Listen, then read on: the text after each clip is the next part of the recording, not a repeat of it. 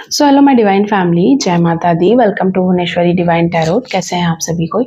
आशा करती हूँ कि आप सभी कोई पॉजिटिविटी के साथ अपने लाइफ में आगे बढ़ रहे होंगे।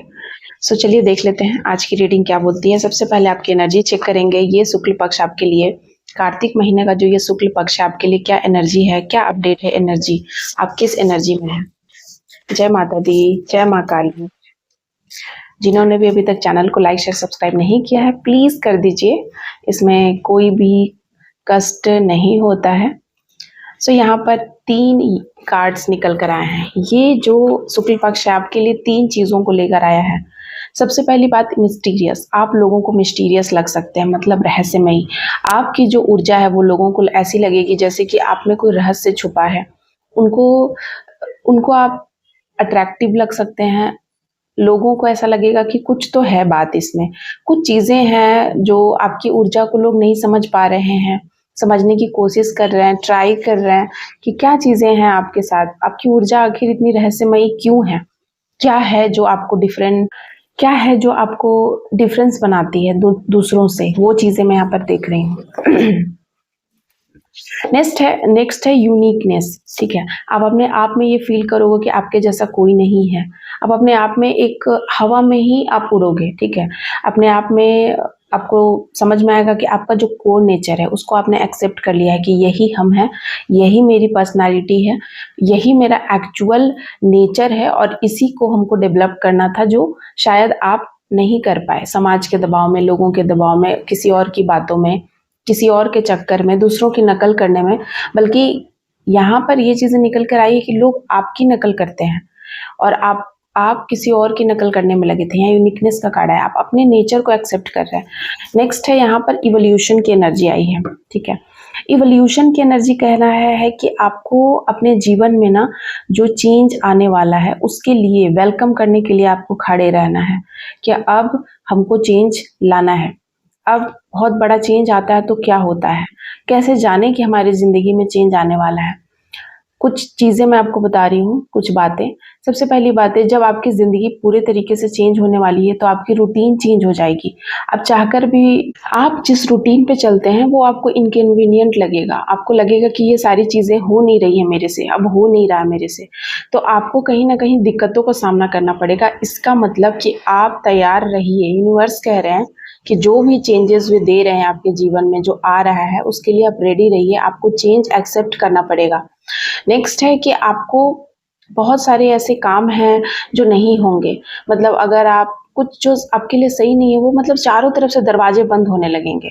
बहुत सारे लोगों से रिश्ता टूटने लगेगा जिसके साथ आप एक्सपेक्टेशन था कि वो शायद मेरे साथ ऐसा बिहेव नहीं करेगा या वो मेरे साथ लॉयल है, या उससे आपकी कुछ एक्सपेक्टेशन थी किसी भी इंसान से, वो एक्सपेक्टेशन टूटने लगेगी। कोई नहीं बचेगा आपके पास आपके सिवाय। आपको बहुत एंजाइटी होगा, गुस्सा आएगा, अंदर ही अंदर बहुत डिप्रेशन भी हो सकता है। ये सारी चीज़ें हो रही हैं और फिर भी आपको करना है।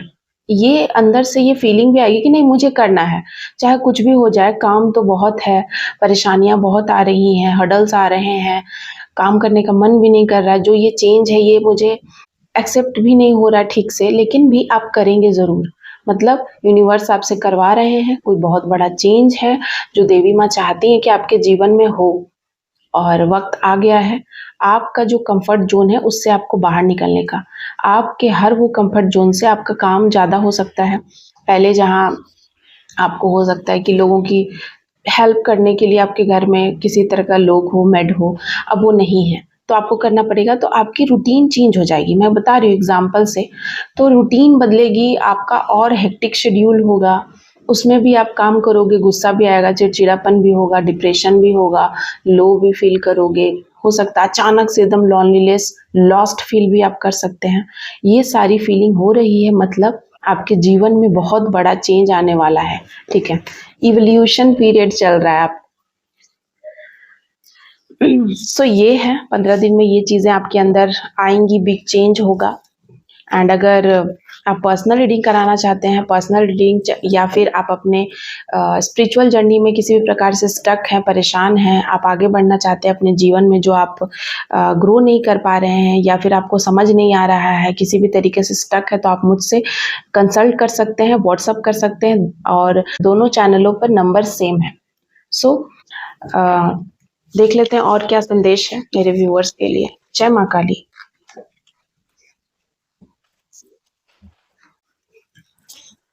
यहाँ पर एक कार्ड रिवर्स में आया है और ये कार्ड है क्वीन ऑफ कप्स।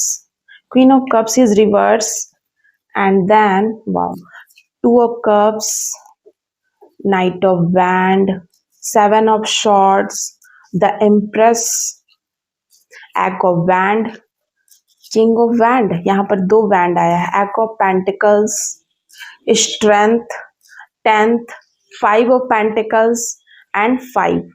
ठीक है, यहाँ पर मैं बता दूं 5-5 की एनर्जी है तो डेफिनेटली बिग चेंज है। और आज की इवोल्यूशन भी आया है आज की रीडिंग में, जो पहला मैंने किया है। मतलब कोई बहुत बड़ा चेंज आने वाला है आपके जीवन में। आपके जीवन में कोई ट्रांजिशन फेज चल रहा है या कोई ऐसा फेज जिसमें आप जिस कंफर्ट जोन में थे उससे आपको बाहर निकलने के लिए यूनिवर्स बोल रहे हैं। आपके अराउंड ऐसी सिचुएशंस क्रिएट की जा रही है जिसमें कि आप बाहर निकलना ही है। आपके पास कोई और ऑप्शन बचेगा ही नहीं। ठीक है, लेकिन स्ट्रेंथ, आप अपनी स्ट्रेंथ को पहचानेंगे इसी सिचुएशंस में, आप अपनी स्ट्रेंथ को पहचानेंगे। ठीक है, queen of cups is reverse. आपको थोड़ा सा पहले जहां बहुत ज़्यादा इमोशनली वीक आप महसूस करते थे, वहीं आप इमोशनली स्ट्रांग महसूस करेंगे। ठीक है, साथ ही साथ आपको आपके जीवन की जो भी चीज़ें हैं ना, ये मटेरियलिस्टिक चीज़ें, आपका प्रॉपर्टी, पैसा, रुपया, उस पर आप ज़्यादा ध्यान नहीं देंगे। आप ज़्यादा क्या ध्यान देंगे? अपनी मेंटल हेल्थ पे, अपनी शांति पे, अपने सुख पे। 10 ऑफ शॉर्ट्स, कुछ ऐसे लोग हैं जो बहुत पछता रहे हैं, बहुत दुख में हैं। ठीक है, कुछ ऐसे लोग हैं जो आपको दूर से वॉच कर रहे हैं, छुप कर देख रहे हैं या आपसे मिलना चाहते हैं, बात करना चाहते हैं, पर उन्होंने आपको इतना धोखा दिया है, इतनी चीटिंग करी है, इतना हर तरीके से जेलसी का भाव उनके मन में है और अभी भी है। ऐसा नहीं है कि अभी नहीं है। वो बात अलग है कि उनके जीवन में परेशानी है, तो वो हो सकता है आपके साथ मिलकर उन चीज़ों को सॉर्ट आउट करना चाहते हैं, क्योंकि उनको लगता है कि आप ही वो पर्सन है जो सॉर्ट आउट कर दोगे उनके जीवन के प्रॉब्लम को। लेकिन ये लोगों के मन में ना हमेशा से चिढ़ थी, कोई जलन था, कोई नकल करना चाहता है। ठीक है, आपके पर्सन से आपको अलग करना चाहता था। कोई ऐसा इंसान है जो बहुत नकल कर करके थक गया, फिर फाइनली आपको उदास करना चाहा, आपके पर्सन से आपको दूर करना चाहा, आपको फाइनेंशियली वीक करना चाहा, आपके हर वो चीज़ जो आप करते हैं उसको उन्होंने वीक करना चाहा। एंड यहाँ पर ऐसा हुआ है कि अभी ये सारी चीज़ें वो खुद फेस कर रहे हैं। ठीक है, लेकिन हो सकता है कि वो आपसे छिपा रहे हैं या आपके सामने इस तरीके के लोग, कोई थर्ड पार्टी या कोई और लोग, कोई रिश्तेदार आकर आपको बताए कि नहीं उनकी सब स्थिति ठीक है, लेकिन सच तो ये कि उनकी कुछ भी ज़िंदगी में ठीक नहीं चल रही है। वो आपसे छुपाना चाहते हैं। ठीक है, कि मेरे पास सब ठीक है, सब ओके है, बट कुछ ओके नहीं है। 5 ऑफ कप्स, उन्होंने आपके लिए हमेशा सोचा ना कि आप उदास रहें। अब वो चीज़ें वो झेलेंगे। ठीक है, हमेशा वो सैड रहेंगे, अंदर से कोई खुश नहीं रहेगा। और देखिए, एक बात मैं आपको बता दूं, यहाँ पर मुझे एक बात याद आ गई कि कलयुग की सबसे बड़ी खूबी क्या है। जब ब्रह्मदेव कलयुग को बनाए ना, तो वो खुद हैरान हो गए कि मुझसे क्या बन गया।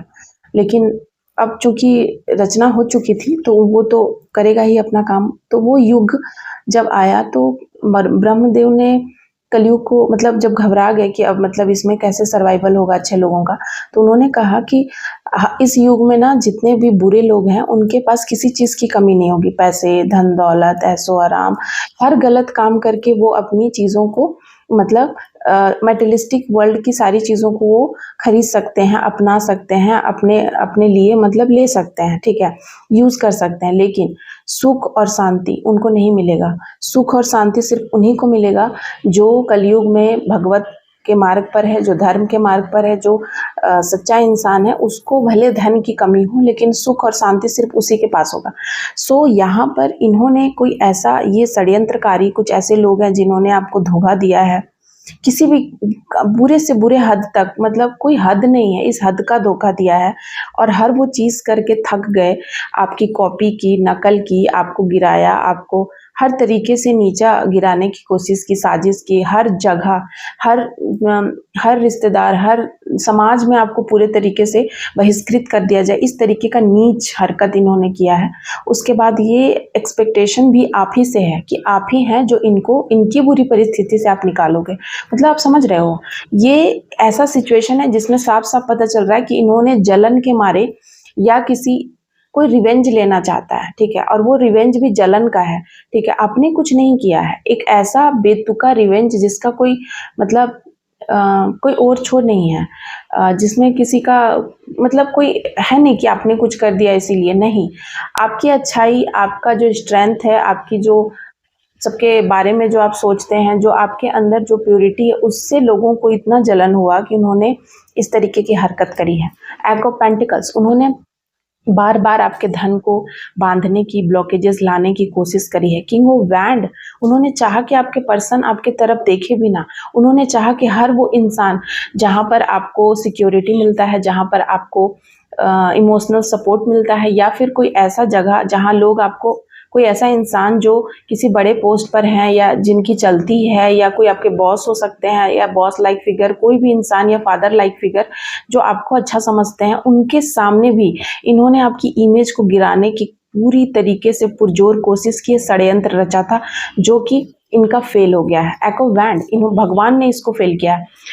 जब भगवान की लाठी चलती है ना, भगवान का न्याय होता है, तो बहुत बार ना लोग जो इतने षड्यंत्र कर के जो यहाँ तक पहुँचते हैं, उनकी षड्यंत्र भी फेल हो जाते हैं भगवान की लाठी के सामने, क्योंकि कई बार ना वो अपने ही कर्मों के जाल में फंस जाते हैं और वो खुद ही ऐसी गलती कर बैठते हैं ना कि वही फंस जाते हैं खुद ही, मतलब कि फिर अपने आप को वो, जैसे कहते हैं ना कि भेड़िया वाला आप कहानी सुने होंगे, जिसमें भेड़िया झूठ मूठ कर लोगों को, गांव के लोगों को, जो चरवाहा रहता है, चरवाहा अपनी भेड़ों को चराता है और वो बोलता है भेड़िया आ गया मेरी भेड़ों को खाने।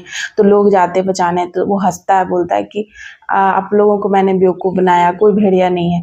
फिर सच में एक दिन भेड़िया आता है और उस दिन गाँव वाले सोचते हैं कि ये तो मजाक कर रहा होगा, ये रोज़ हम लोग को बेवकूफ़ बनाता है, और वो नहीं जाते हैं गाँव वाले बचाने के लिए, और उस दिन सच में भेड़िया आता है और उसके सारे भेड़ों को खा जाता है।